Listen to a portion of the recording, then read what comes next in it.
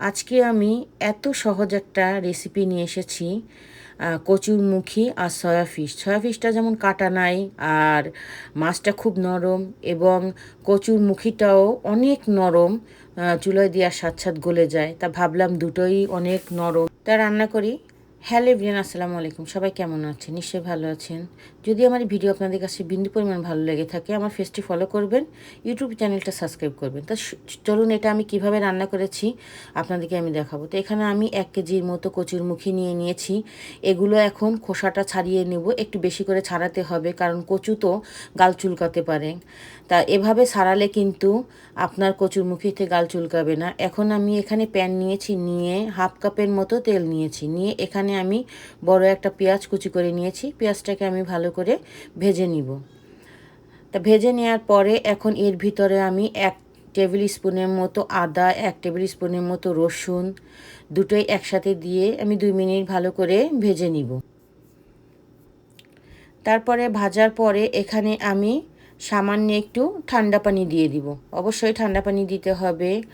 দেওয়ার পরে এখানে আমি শুকনা মরিচ 1 টেবিল স্পুনের মতো, লবণ 1 টেবিল স্পুনের মতো, ধনের গুঁড়া 1 টেবিল স্পুনের মতো, জিরার গুঁড়া 1 টেবিল স্পুনের মতো দিয়ে এটাকে আমি ভালো করে কষিয়ে নিব।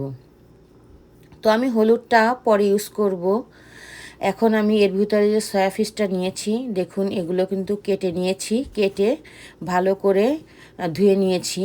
এখন কষানো মশলার ভিতরে দিয়ে এটা আমি জাস্ট 2 মিনিট একটু কষিয়ে নিব, কারণ মাছটা অনেক সফট এবং কচুরমুখীটা সফট, এজন্য আমি দুটাই একসাথে দিয়ে 5 মিনিট কষিয়ে নিব। তা আমি কচুরমুখীটাও দিয়ে দিয়েছি। দেখুন কচুরমুখীগুলো কিন্তু আমি বড় সাইজের ছিল, কেটে নিয়েছি।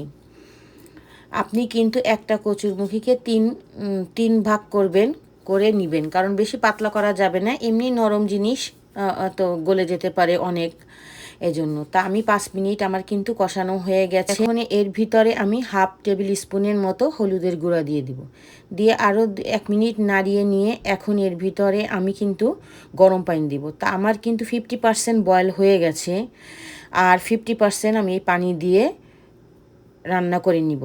তা দেখুন আমি 3 কাপের মতো পানি দিয়েছি, দিয়ে এটাকে একটু নেড়ে নিয়ে তারপরে আমি কিন্তু এটাকে ঢাকনি দিয়ে ঢেকে রান্না করে নিব। তা মাঝে আমি কিন্তু 2বার নাড়িয়ে দিয়েছি। দেখুন আমার কিন্তু রান্না হয়ে গেছে। কালারটা কতটা সুন্দর এসেছে, ঝোলটাও কত গাঢ় হয়েছে। এটা ঠান্ডা হয়ে গেলে আরও ঝোল টেনে যাবে। তো দেখুন কচুরমুখীটা সিদ্ধ হয়ে গেছে। 10 মিনিটের মধ্যে কিন্তু আপনার রান্না কমপ্লিট।